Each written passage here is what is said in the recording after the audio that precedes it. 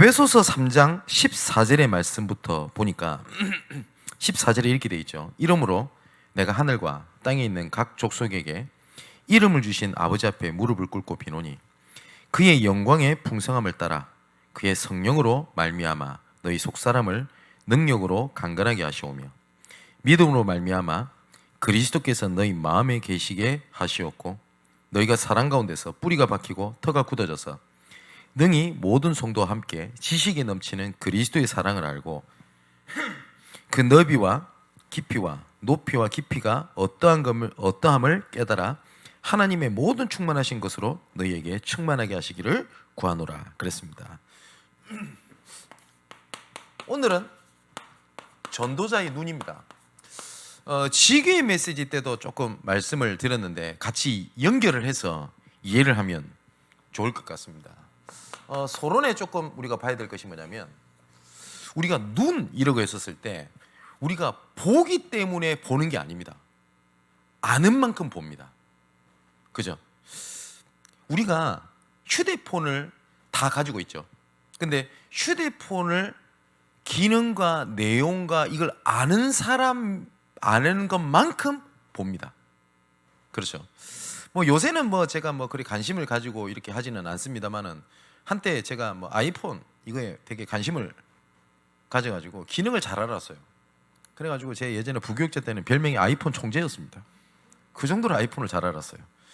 여러분 혹시 여러분 휴대폰으로 여러분의 집에 있는 컴퓨터를 원격 조정하실 수 있습니까? 모든 휴대폰 다 가능합니다. 네. 그리고 컴퓨터를 껐다 켰다 다 할 수 있습니다. 여러분 못 하시죠? 저는 할 수 있습니다. 알기 때문에. 그렇기 때문에 휴대폰을 조금 다르겠습니다. 그리고 휴대폰을 조금 잘 활용을 하는 편이기도 합니다. 그래서 우리가 눈 이렇게 했었을 때 보기 때문에 아는 게 아닙니다. 알기 때문에 더 보이는 겁니다. 그죠? 그러면 전도자의 눈 이랬을 때 아는 만큼 보거든요. 그런데 종교 생활하는 사람들이 가지고 있는 믿음이 뭡니까? 종교 생활하는 사람 특징이 잘 될 거야, 이루어질 거야, 해결될 거야. 그게 대한 믿음입니다. 그죠? 근데 복음 가진 우리의 믿음은 그게 아닙니다. 하나님에 대한 믿음입니다. 하나님이 누구시냐? 그런데 이 하나님이 누구시냐는 것을 누구를 통해서 하나님께서 나타내시냐면 그리스도를 통해서 나타내십니다. 그래서 그리스도를 아는 만큼 하나님을 압니다. 예수님께서 직접 말씀하셨습니다. 나를 만난 것은 곧 너희가 하나님 아버지를 만난 것이다. 그죠? 그래서 예수님께서 마태복음 16장 13절에서 20절에 묻습니다. 사람들이 나를 누구라 하냐? 그리스도를 누구라고 알고 있냐? 그랬더니 사람들이 얘기하죠. 세례요한, 어떤 사람은 엘리야, 예레미야, 선지자 중에 하나입니다. 이렇게 얘기를 합니다. 제가 매번 이 부분에 대한 얘기를 말씀을 드렸습니다만은 그리스도를 완전히 잘못 본 게 아니에요, 이 사람들이. 왜냐하면 세례요한 같다. 예수님보다 6개월 먼저 태어난 마지막 선지자가 세례요한이거든요. 근데 이 세례요한이 주된 메시지가 뭐냐면 회개하라, 천국이 가까웠느니라 이겁니다. 근데 예수님께서 공생의 사역의 첫 메시지가 회개하라, 천국이 가까웠느니라 했습니다. 비슷하죠? 예레미야입니다. 예레미야는 별명이 눈물의 선지자입니다. 그래서 예루살렘을 무너질 걸 보고 눈물로 기도하고, 근데 예수님께서도 나사로의 죽음에 눈물도 흘리시고 예루살렘이 무너질 걸 보시면서 예루살렘아 예루살렘아 하시고 우시는 장면이 나옵니다. 틀린 건 아닙니다. 엘리야는 능력의 선지자죠. 바알 선지자 850대 1로 맞짱을 떠서 이겼던 능력의 선지자입니다. 그 비교가 안 되는 능력자가 누구냐? 예수 그리스도입니다. 그죠? 능력. 그렇지만 잘못 본 거죠. 잘못 봤다기보다는 정확하게 모르는 거죠. 그때 예수님께서 말씀하십니다. 그렇다면 사람들은 그렇다 치고 제자들은 너희들은 나를 누구라냐? 그때 베드로가 대답합니다. 주는 그리스도시요 살아계신 하나님의 아들이십니다. 예수님께서 얼마나 좋았던지 뭐라고 말씀하시냐? 바요나 시모나, 요나의 아들아, 이 말이거든요. 요나의 아들 시모나, 네가 복이 있구나. 이것을 알게 하신 이는 네가 똑똑해서가 아니라 하늘에 계신 아버지께서 알게 하셨다. 그걸 보고 은혜라고 얘기를 하죠. 이 반석에 내 교회를 세우리니 은배 권세가 이지 못하도록 하겠다. 또 너희에게 천국 열쇠를 주노니 하늘에서 매면 땅에서도 맬 것이요. 하늘에서 풀리면 땅에서도 풀리리라. 이 말씀을 하셨거든요. 그리고 난 다음에 21절에 이렇게 돼 있습니다. 이때로부터, 무슨 말이죠? 내가 누구냐라고 할 때 정확하게 아는 고백이 나온 그 이후부터 이 말입니다. 예수 그리스도께서 자기가 예루살렘에 올라가 장로들과 대제사장들과 서기관들에게 많은 고난을 받고 죽임을 당하고 제3일에 살아나야 할 것을 제자들에게 비로소 나타내셨다. 십자가에 대한 얘기를 이때부터 말씀하셨어요. 그냥 그리스도가 누구냐부터. 그죠? 그리스도가 엘리야 같은 능력자다. 죽으면 됩니까? 그죠? 그리고 예레미야 같이 우리를 사랑해주고 아껴주고 그 그리스도 죽으면 됩니까? 같이 있어줘야지. 근데 주는 그리스도시요 살아계신 하나님의 아들이십니다. 그 말은 무슨 말입니까? 창세기 3장에 예언하셨던 그 주인공이시요 살아계신 하나님의 아들이십니다. 사단의 머리를 박살내시겠다고 했던 약속하셨던 그 메시아의 주인공이시요 살아계신 하나님의 아들이십니다. 유월절 어린 양 피 바른 곳에 들어가면 산다고 하셨는데 그 주인공이시요 살아계신 하나님의 아들이십니다. 누구든지 제단 위에 뿔을 붙잡는 자마다 용서와 기회가 생겼는데 그 주인공이시요 살아계신 하나님의 아들이십니다. 그 말이거든요. 그래서 예수님께서 비로소 십자가에 대한 일을 말씀하셨다고 되어 있습니다. 골로새서 2장 2절 3절에는 이것을 알았던 바울의 고백입니다. 확실한 이해의 모든 풍성함과 하나님의 비밀인 그리스도를 깨닫게 하려 함이니 그 안에는 지혜와 지식의 모든 바가 감춰져 있다. 그리스도 안에 모든 것 다 있다라고 얘기를 한 겁니다. 그래서 바울이 빌립보서 3장 1절에서 16절의 말씀 보니까 이렇게 얘기를 하죠. 그리스도를 위하여 다 해로 여기고 모든 것을 잃어버리고 배소물로 여기면 내가 그리스도를 얻고 그 안에서 내가 발견되려 함이니라. 어느 정도까지 얘기했냐? 그리스도 안에 모든 것 다 있기 때문에 그리스도 외에 모든 것을 해로 여기고 다 버렸다라고 얘기를 합니다. 그죠? 특히 이번 주에 우리가 계속 말씀하는 것이 요관임과 예틀, 이걸 깨부수고 버려야 되겠죠. 그런데 우리가 뭘 가지는 것도 중요할 때도 있지만 어쩔 때는 버려야 될 때가 훨씬 더 중요할 때가 많습니다. 내가 복음을 위하여 그리고 복음을 향하여 응답받고 치유받고 능력을 얻고 그리고 증거가 생기고 이것보다 어쩔 때는, 항상 그런 건 아니겠습니다만 어쩔 때는 우리가 버려야 되는 시간표가 더 중요할 때가 있어요. 그래서 바울이 뭐라고 그랬냐? 그리스도를 얻기 위하여 다 전부 다 해로 여긴다, 이렇게 얘기까지 했어요. 어느 정도 얘기하냐? 내 로마 시민권 이거 다 배설물이야. 내가 가진 돈 다 배설물이야. 인기 배설물이야, 이렇게 얘기를 했어요. 그죠? 그러면 우리가 이걸 잘못 알아들으면 가족, 직장생활, 돈 버는 거 이게 다 틀렸단 말이냐? 그 말을 말하는 게 아니죠. 그죠? 바울의 때가 딱 있어요. 그 시간표가 뭐냐? 버려야 될 때를 바울은 알았다는 말이에요. 그죠? 누가 그러더래요? 그 어떤 사람이 그 일명 타짜가 나와가지고 뭐 고스톱패를 탁탁 숨기는 걸 제가 영상을 봤는데, 야, 신기하대요. 분명히 손이 없는데 이래서 하니까 손에 팍 나오고 이랬었대요. 그런데 이 사람이 타짜가 되는 길을 딱 가르쳐 주더라고요. 그래서 뭐라고 얘기를 했냐? 고스톱의 타짜는 패를 잘 따는 것이 아니라 버려야 할 패를 잘 버리는 것부터서 시작된다. 딱 그 얘기를 하대요. 아, 그렇지. 훨씬 복음적이죠. 우리는 내가 가지고 있는 끝까지 품으면서 하나님 응답 주세요, 증거 주세요 이러고 있는데, 이 타짜의 길은 좋은 패를 얻는 게 아니에요. 그죠? 이 사람이 웃기면서 얘기해야 돼요. 청단 나오면 청단 달라고 눈 벌게 가지고 막 쓸데없는 거 버려버리고 틀렸다는 거예요. 그죠? 뭐냐? 버려야 될 때는 잘 버려야 된다. 그것처럼 우리가 복음 안에 예틀을 깬다라고 얘기를 했었을 때 다 틀렸다, 이 얘기를 말하는 게 아니죠. 그죠? 어쩔 때는 필요한 것들을 버려야 될 때가 있을 수 있습니다. 바울이 그 얘기를 하는 거거든요. 그리고 바울이 이것을 얼마나 여겼는지 또 이렇게 얘기를 합니다. 내가 이미 얻었담도 아니요 온전히 이루었담도 아니라 오직 내가 그리스도 예수께 잡힌 바 된 그것을 지금도 달려가노라. 어느게 달려가 돼 있냐? 나는 아직 잡은 줄로 여기지 아니하고 오직 한 일, 즉 뒤에 있는 것은 잃어버리고 앞에 있는 것을 잡으려고 표대를 향하여 그리스도 예수 안에서 하나님이 부르신 부르심의 상을 향해서 달려간다. 어느 정도가 달려간다고 얘기하죠? 내 뒤를 쳐다보지도 않는다. 옆을 쳐다보지도 않는다는 겁니까? 이걸 보면 뭐라고 하죠? 오직. 왜 바울이 그랬을까요? 그리스도를 아는 만큼 세상을 보는 눈이 열립니다. 우리가 전도자의 눈 이러니까 뭘 잘 보자, 응답을 보자 이 말도 맞겠습니다만은 복음을 아는 만큼 전도문을 봅니다. 그래서 이번 주 2부 예배 때 좀 말씀드리겠습니다만은 복음과 전도는 함께 가는 것이지 복음을 많이 알는 어느 정도의 경지에 도달하면 그때부터 전도가 되고 내가 어느 정도 믿음에 대한 수준이 올라가면 그때부터 전도가 되는 것이 아니라 이것은 우리의 발걸음하고 똑같습니다. 같이 갑니다. 어쩌면 우리는 지금까지 외발로 열심히 그러니까 경상도말 깽발 뛴다 이러는데 외발로 뛰어왔는지 모릅니다. 복음과 전도는 항상 같이 갑니다. 근데 사단은 이거를 무너뜨려 버린 겁니다. 그래서 외발로 열심히 뛰는 겁니다. 그러니까 복음 붙잡고 있어도 힘들고 응답도 없고 어렵고 갈등되고 이러는 겁니다. 근데 하나님께서는 복음과 전도를 우리 발걸음하고 똑같아요. 같이 갑니다, 분명히. 그래서 2발 걸어간 사람이 보는 전도가 다르고요.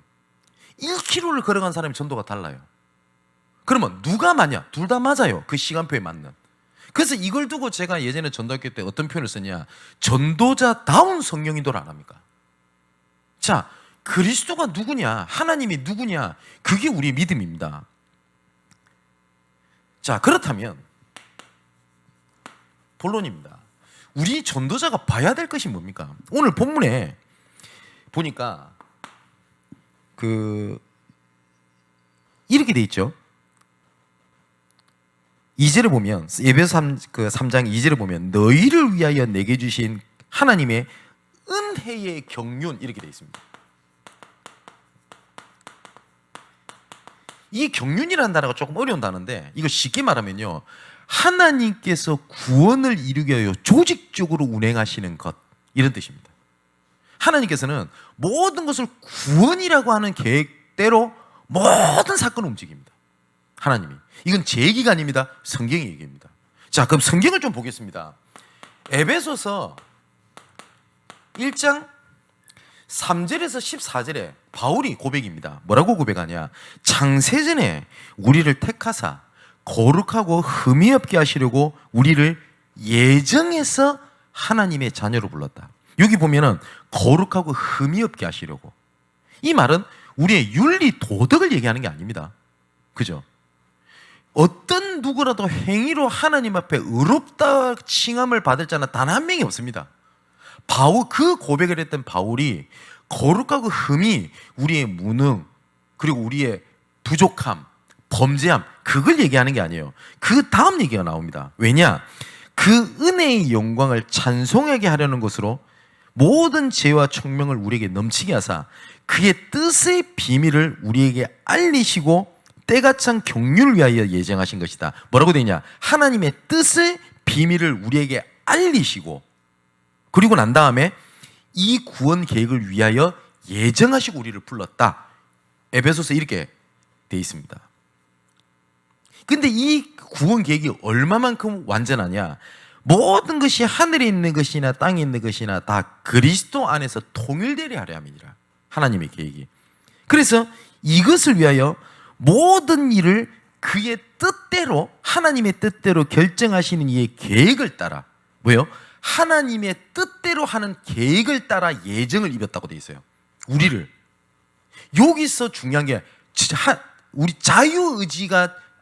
자유의지도 이 속에 들어가 있다는 말입니다. 모든 것은 하나님의 뜻의 결정대로 이해하시는 이의 계획을 따라 예정을 입어서 기업이 되었고 우리를 통하여 그 계획을 이루어 가신다. 그 에베소서 1장의 주제입니다.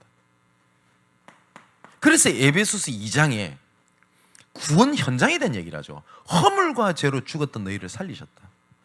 세상 풍속을 쫓고 공중권세 잡은 자를 따라다니다가 본질상 진노의 자녀된 우리를 구원하셨다. 그래서 은혜로 말미암아 믿음으로 우리가 구원을 받았으니 누구도 자랑치 못하게 자랑치 못하도록 행위에서 난 것이 아니라 믿음으로 말미암아 난 것이다. 이 얘기를 하고 난 다음에, 현장 얘기를 하고 난 다음에 에베소서 3장으로 넘어가는 겁니다. 그래서 에베소 3장 1절 4절에 이렇게 얘기를 하는 거예요. 하나님의 구원 계획을 아는 것에서 그리스도의 비밀을 깨달을 수 있다. 4절에 이리 돼 있죠.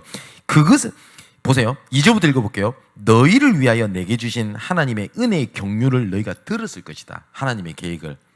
곧 하나님께서 말씀으로 계시로 이 비밀을 내게 알게 하신 것은 내가 먼저 너희들에게 기록해서 전달했지 않냐.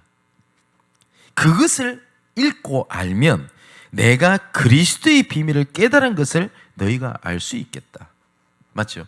그 구원 계획을 속에서 그리스도의 비밀을 알 수 있다라고 바울이 얘기를 합니다. 그래서 디도서 1장 3절에는 자기 때에 자기의 말씀을 전도로 나타내셨다라고 되어 있어요. 그래서 전도가 오해되어 있다는 말은 복음이 오해되어 있다는 말하고 똑같아요. 복음이 오해되면 전도가 오해됩니다. 이 얘기는 제가 2부 예배 때 조금 자세하게 말씀을 드릴 겁니다. 지금 뭐 시간이 없으니까요. 그래서 에베소서 3장 7절에서 13절의 말씀을 보니까 오늘 읽은 그 전의 얘기죠. 이 복음을 위해서, 자, 하나님의 구원의 계획을 위하여 우리를 택장함을 입었는데 하나님의 이 은혜의 선물에 따라 이것을 이루기 위하여 각 사람의 직분, 사명, 비전 이렇게 우리를 세우신 겁니다. 그리고 세우시고 영원전부터 만물을 창조하신 하나님 속에 감춰졌던 이 구원의 경륜이 어떤 것을 드러나게 하신다. 직분을 주시고 우리를 세우셔가지고 각 사람에게 맞는 하나님의 구원 계획을 나타내신다고 돼 있어요. 분명히. 가난하면 가난한 대로, 경제 있으면 경제 있는 대로, 부족하면 부족한 대로, 연약하면 연약한 대로, 연소하면 연소한 대로, 나이가 많으면 나이가 많은 대로 뭘 나타내신다고요? 하나님의 구원 계획을 나타나신다. 분명히 성경이 이렇게 되어 있습니다. 이걸 보고 하나님의 구원 계획입니다. 이 속에서 모든 것이 움직이거든요. 자, 그렇다면 우리가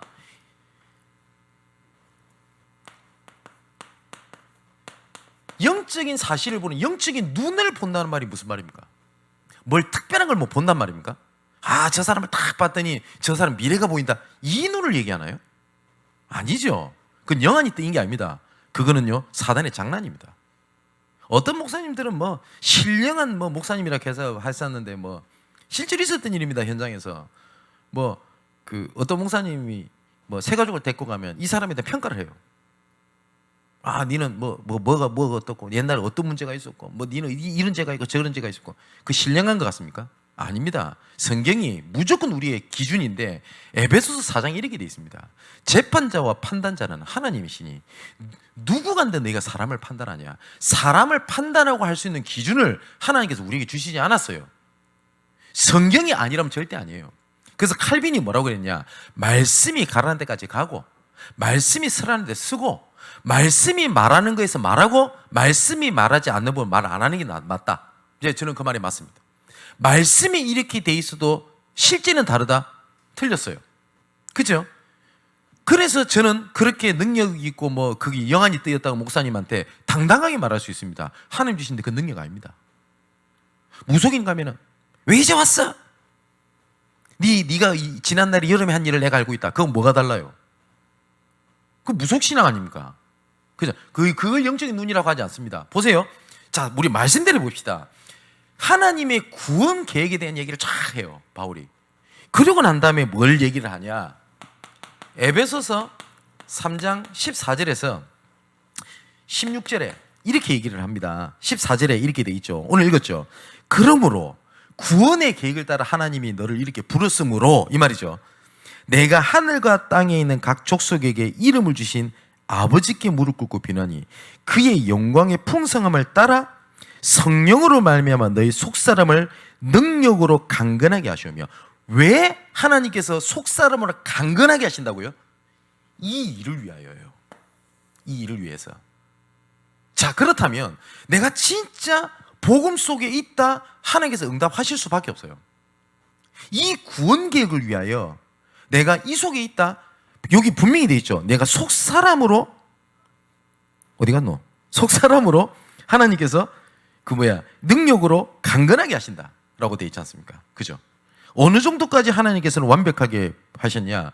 로마서 8장 30절에 미리 정하신 자들을 또한 부르시고, 자, 하나님께서 정하셨어요. 부르셨고, 부르신 이들을 또한 어떻게 한다고요? 의롭다 하시고, 의롭다 하신 그들을 또한 어떻게 하신다고요? 영화롭게 하시느니라. 하나님께서 부르시고 의롭다 칭하시고 그리고 영화롭게 하신다. 그렇기 때문에 33절에 34절에 이렇게 돼 있죠. 로마서 8장에 누가 능히 하나님께서 택하신 자들을 고발하리요? 의롭다 하신 이는 하나님이시니 누가 정죄하리요? 그겁니다. 자, 하나님께서 여기 보니까 속 사람으로 강건하게 하신다. 이 말을 다른 말로 뭐죠? 능력을 주신다, 치유하신다, 축복하신다, 증거를 주신다. 모든 단어가 왜 안 있는 겁니다. 왜요? 이 일 때문에. 그래서 에베소서 3장 17절에서 18절에 바울이 이렇게 얘기를 하죠.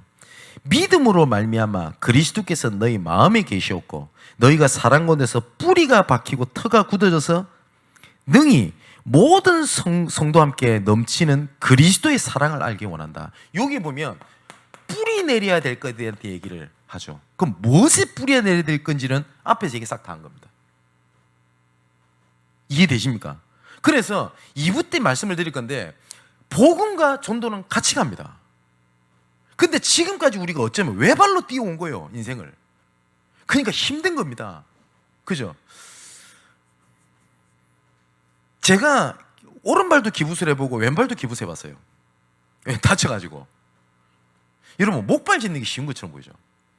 목발 집으면요 팔 힘 다 빠져버립니다. 제가 목발 집어봐서 알아요. 그리고 한쪽 다리에 기부쇠에서 계속 이렇게 있잖아요. 딱 기부수 풀면 걸을 수 있는 줄 압니까? 못 걷습니다, 한동안. 왜냐? 그쪽 했던 다리에 힘이 안 들어가요. 굉장히 괴롭습니다. 그래서 제가 그때 어릴 때지만 그때 생각이 나요. 그냥 팔이 다쳤으면 나았을 뻔했다. 왜냐? 갖고 있으면 되잖아요. 근데 다리가 하나 다치니까요 걷지를 못해요. 얼마나 힘든지 모릅니다. 화장실까지 가는 것도 못 가요. 어쩌면 우리가 복음과 전도에 대한 오해 때문에 복음에 대해서 하나님께서 우리에게 주신 이유가 뭐라고 되어 있죠? 은혜의 경륜을 위하여 주셨다고 하는데 이게 같이 가야 되는데 복음, 그래 치유받아야 돼. 나 먼저 살아야 돼. 응답받아야 돼. 증거받아야 돼. 내가 먼저 해야 돼. 외발로 뛰고 왔었던 거예요. 그러니까 힘든 거예요. 올해를 마무리하는 시점에 정말 중요한 답을 찾으셔야 됩니다. 좀 2부 때 조금 이 부분은 말씀을 드리겠습니다. 그래서 이것이 얼마만큼 대단하냐, 이 안에 모든 것이 다 있다고 되어 있는데 에베소서 3장 19절에서 21절에 바울이 이렇게 얘기를 하죠. 그래서 그 넓이와 길이와 높이와 깊이가 어떠한 것을 깨달아 하나님의 모든 충만하신 것으로 너희에게 충만하시기를 구한다. 그리고 우리 가운데서 역사하시는 능력대로 구하거나 생각하는 모든 것에 넘치도록 능히 하실 이에게 교회 안에서와 그리스도 예수 안에서 영광이 되도록 영원 무궁하기를 원하노라. 아멘. 이렇게 얘기를 합니다. 뭐냐? 이 안에 넓이, 높이, 깊이 뭐예요? 모든 것이 싹 다 있는 거예요. 그러면 이것을 알고 보면 문제가 아니라는 걸 알게 됩니다. 핍박이 아니라는 걸 알게 됩니다. 어쩔 때는 내한테 굉장히 위기가 아니게 됩니다. 복음을 붙잡고 있으면 문제가 안 생긴다가 아닙니다. 문제가 해결된다는 말도 아닙니다. 문제가 안 되는 겁니다. 진짜 이 말 알아들으셔야 됩니다. 복음 가지고 있는데 왜 나는 자꾸 문제가 옵니까? 틀린 질문이에요. 그렇기 때문에 답이 없어요. 그죠? 제가 이런 얘기를 합니다. 혹시 이 말씀 듣는 분 중에서 남에게 말하지 못하는 심각한 문제가 가지고 있다, 이런 분 계실 겁니다. 어떤 사람은 질병, 다른 사람하지 말하지 못하는 치부, 여러 가지가 사람마다 다 다르겠죠. 만일에 이 말씀을 듣고 있는 분 중에서 불신자라면 계속 고민하셔야 됩니다. 왜냐? 그것 때문에 인생이 망할 수 있어요. 아니, 망합니다. 분명히. 사단은 그것 가지고도 망하게 하니까요. 작은 것도 망하게 하는데요. 근데 내가 하나님의 자녀다? 그러면 하나님의 자녀인데 왜 나는 그 문제를 가지고 있습니까가 아닙니다. 하나님의 자녀이기 때문에 그 문제가 더 이상 나한테 저주, 재앙, 문제, 갈등이 되지 아니하는 겁니다.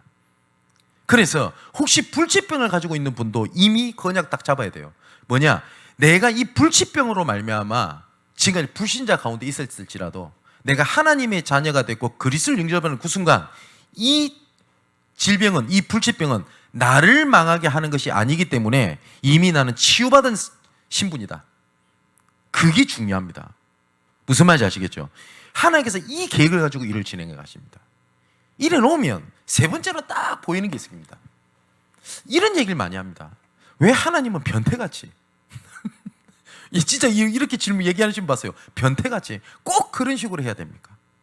왜 꼭 노예 잡혀가게 하고 포로로 잡혀가게 하고 왜 속국에 잡혀게 해가지고 변태도 아니고 바로 해결해보면 될 건데 근데 이거를 하나님이 변태가 아니고요.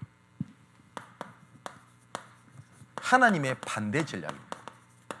왜냐? 하나님의 깊은 계획이 있어요.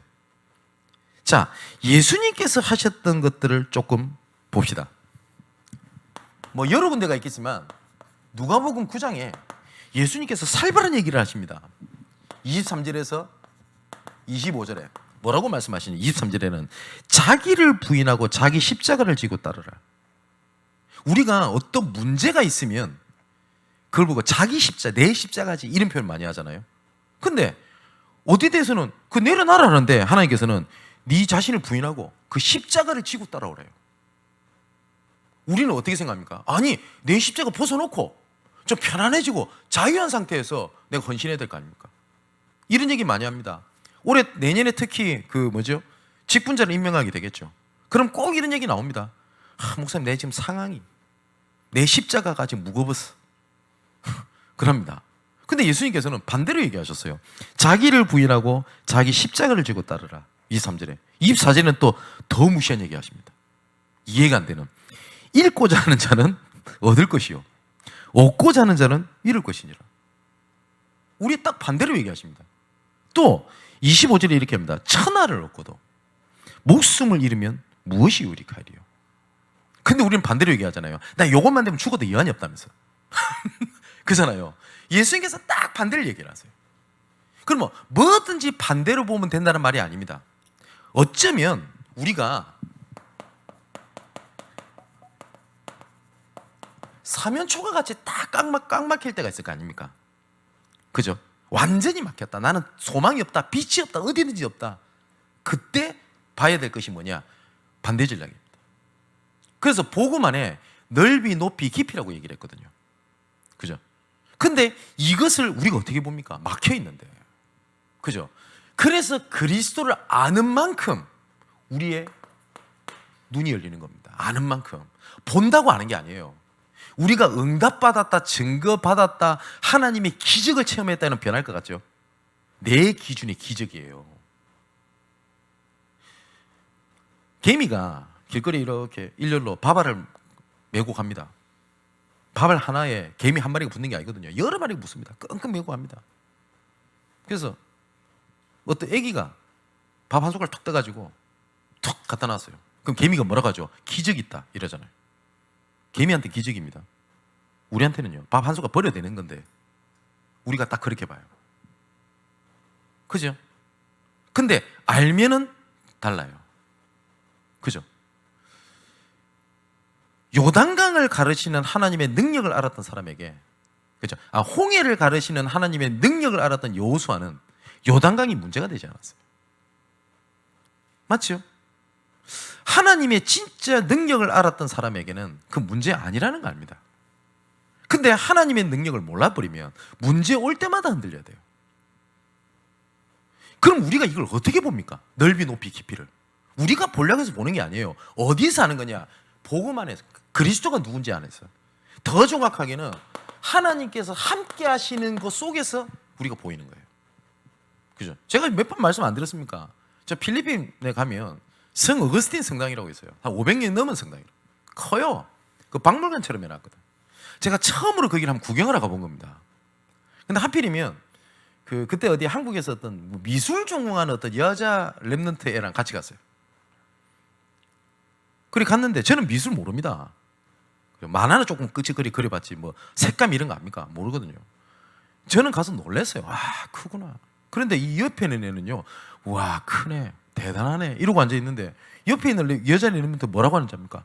액자 큰 게 붙어 그림이 붙어 있으니까 색감, 구도, 저 질감 이러고 보는 거예요.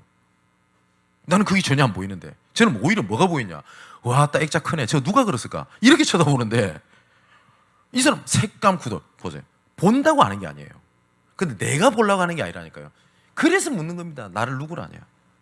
그래서 하나님께서는 그리스도를 보내신 이유가 그리스도를 통해서 내가 너의 하나님이야. 내가 너의 아버지야. 내가 너의 모든 것이야. 내가 너와 함께 있어. 너는 나를 떠나서는 아무것도 할 수 없어. 그리스도를 통해서 계속 우리에게 알리신 겁니다.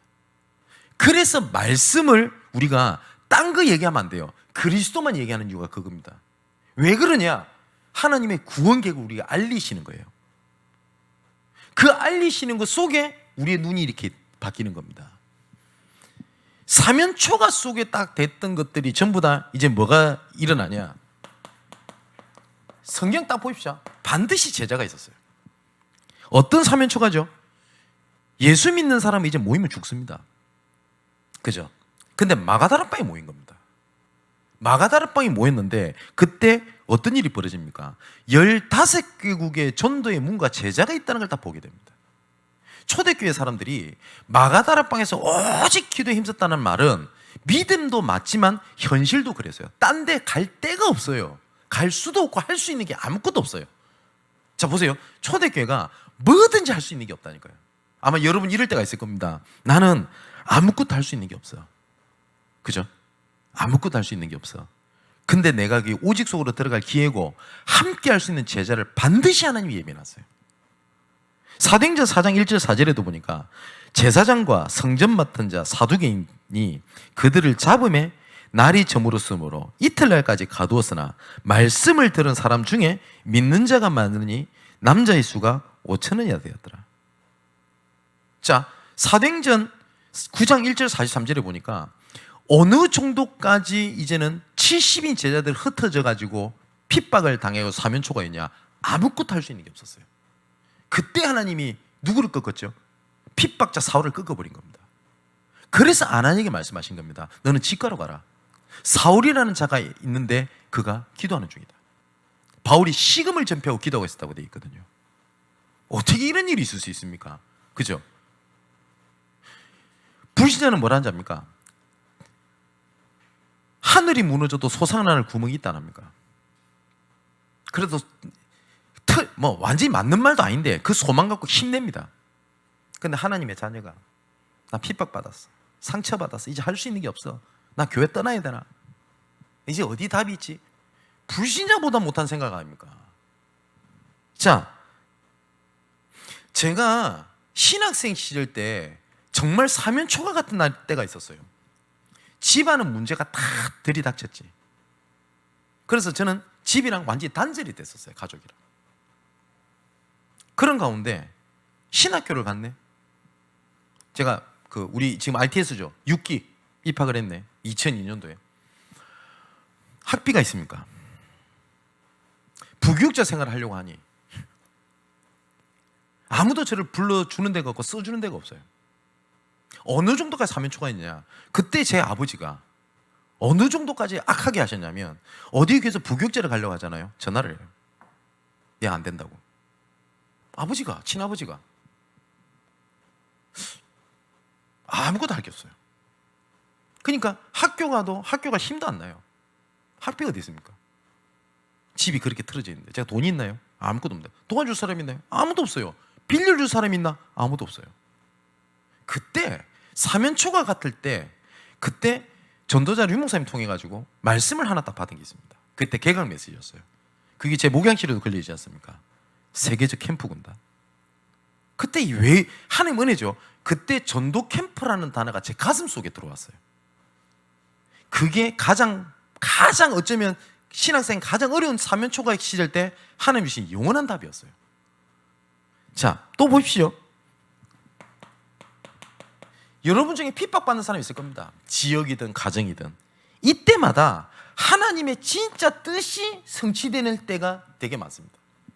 성경도 보십시오. 사도행전 7장 54절 60절을 보니까 스데반 아닙니까? 스데반에게 핍박이 올 정도가 아니었죠. 죽었지 않습니까? 그죠? 근데 이 일이 어떻게 되죠? 스데반의 일로 인하여 흩어진 자들이 일이 되어 있습니다. 안디옥교회가 세워집니다. 그보다 더 재밌는 게 있습니다. 그 전에 사마리아 지역까지 도망을 가요. 이 중직자들이. 왜냐? 진짜 사면초 핍박이 너무 심하게 오니까. 근데 이 사마리아 지역은요, 유대인들의 완전히 원수입니다. 이 배경은 제가 여러 번 설명드렸잖아요. 북이스라엘과 남유다가 갈라졌을 때 북이스라엘은요, 단 한 명의 레위인들 제사장이 없었어요. 그래서 복음이 완전히 끊어지던 때가 언제냐? 북이스라엘 시대입니다. 단 한 명의 선한 왕, 복음의 왕이 세워지지도 않았어요. 그나마 남유다를 중심으로 해서 복음의 명맥이 남은 자가 이어져 온 겁니다. 그러니까 유대인 입장에서는 이 메시 언약을 명맥을 이어온 때가 누구냐? 남유다라. 근데 북이스라엘은요, 사마리아가 그때 수도였거든요. 온갖 우상 숭배, 음행과 나쁜 짓을 골라 쌌다 했어요. 실제로 이 사마리아인들이 남유다가 복음을 사수하는데 원수 같은 짓도 했어요. 그러니까 이 사마리아, 남유다 사람은 사마리아 이러면 완전히 악의 구렁텅이라, 망해야 될 놈들이라. 실제로 남유다보다 한 500년 먼저 아수르를 통해서 망하게 되죠. 그래서 우리 수가성 여인 얘기 알죠? 사마리아 여인. 남들이 아무도 가지 않는 그 시간대에 우물도로 안 갑니까? 사람 안 만나려고. 그때 예수님이 물 한 잔 달라 이러니까 대뜸하는 얘기겠죠. 당신은 유대인인데 왜 사마리아인 나한테 물을 달라고 합니까? 그 배경 모르면 이렇게 싸가지 없는 젊은 여자가 있나 싶죠. 그게 아니고 그 배경이 있어요. 근데 도망가다가 급하니까 어디까지 갔다고요? 사마리아. 근데 그 사마리아 지역에 어떻게 됩니까? 큰 성에 기쁨이 있게 되고 사마리아 지역에 복음을 듣게 되죠. 뿐만 아닙니다. 어떤 큰 뜻이 이루어지죠? 이디오페네시.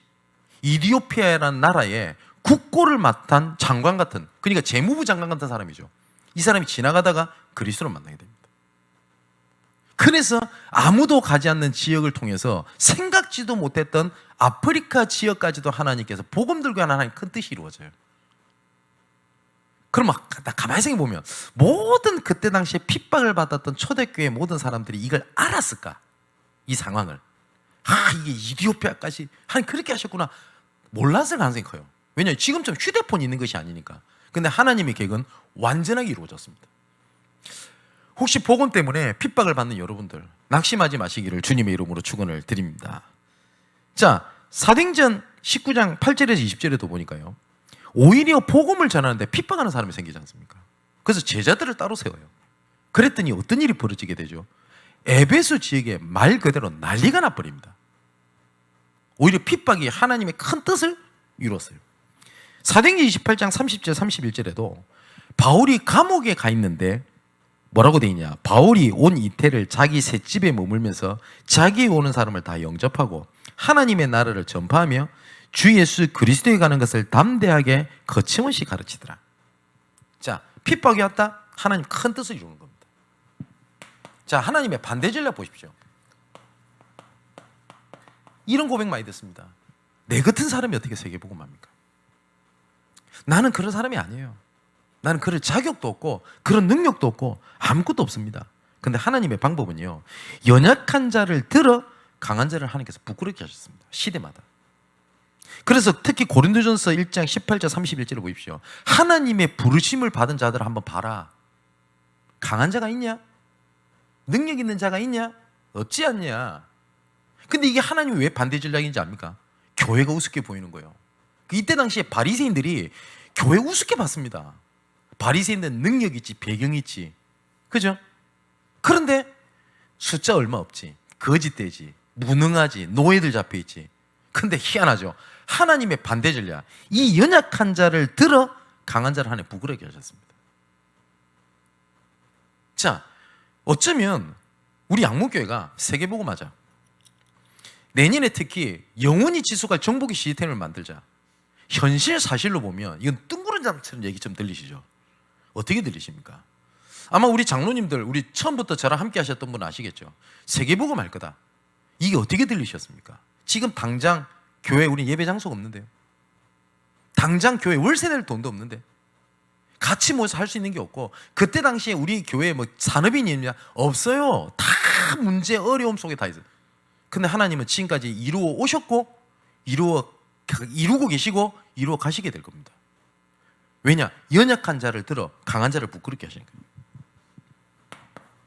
우리 주변에 반대에 보면은 강한 자들이 있습니다. 야, 이런 사람이 무섭다, 두렵다. 근데 하나님은 시대마다 이런 사람들을요 섬기도록 만드셨어요. 빌레몬이라든지 재무장관 에라스도라든지, 그리고 식주인 가요 같은 장로라든지, 그 시대에도 강한 사람입니다. 근데 하나님께서는 그 사람들을 섬기는 자로 하나님께서 바꾸셨어요. 왜 교회가 연약한 자를 돌보는지 아십니까? 불쌍해서요? 연민으로요? 아닙니다. 연약한 자를 들어 강한 자를 부끄럽게 하시는 겁니다.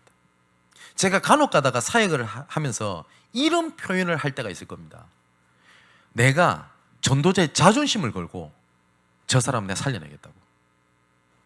제가 이 표현을 가끔 할 때가 있어요. 아마 들어보신 분도 계실 겁니다. 이거는 저 사람이 불쌍하니까 도와줘야 되겠다, 살려야 되겠다. 연민 때문인 것 같습니까? 아닙니다. 제가 가끔 제가 이런 얘기를 할 때가 있습니다. 목사님, 왜 나한테는 이런 문제가 있습니까? 연약하다는 말이겠죠. 다른 사람도 잘 없는 문제가 왜 나한테 있습니까? 안타깝지요. 근데 안타까워서 돕는다? 연민입니다. 근데 제가 이런 얘기를 합니다. 마음은 참 마음이 아프겠다. 그런데 생각을 해봐라.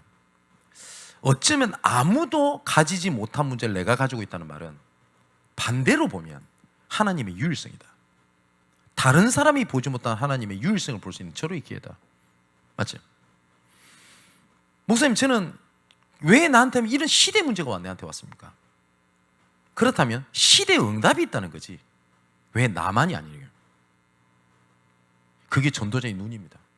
하나님의 반대 전략. 그죠? 우리 교회가 예배 장소가 없어요. 모일 수가 없어. 그리고 모이는 사람도 없어. 잘. 그러면 어떻게 생각이 들겠죠?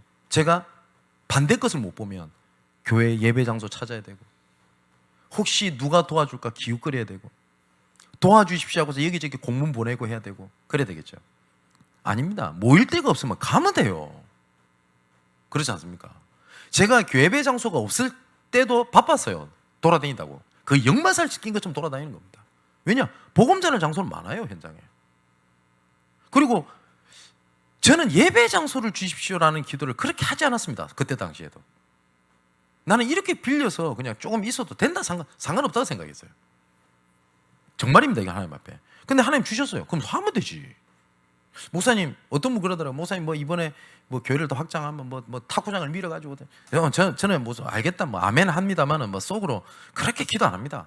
왜냐? 하나님은 알고 계세요. 근데 제가 뭐 부동산 업자입니까? 계속 건물을 확장시켜야 돼요? 아니지 않습니까? 뭘 열심히 뭐 사람들이 막 빠져나가지 않도록 그 일에 집중해야 됩니까? 제가 무슨 장사꾼입니까? 반대 전략입니다. 그죠? 오늘 말씀은 지교회 어저께 지교 메시지랑 연이어서 정말 깊게 잡으셔야 되겠습니다. 마지막 결론입니다.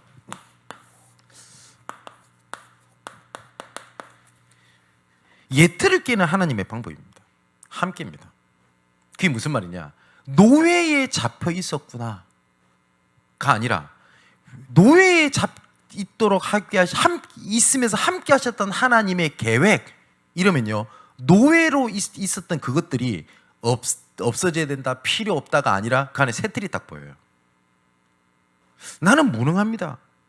그런데 나는 무능하지만 하나님께서 함께 하십니다. 이럴 때 무능함이 문제가 되지 않는 하나님의 새 틀이 나와요. 근데 우리가 자꾸 예틀을 내가 깨려고 하잖아요. 그죠? 그게 문제되는 거 아닙니까?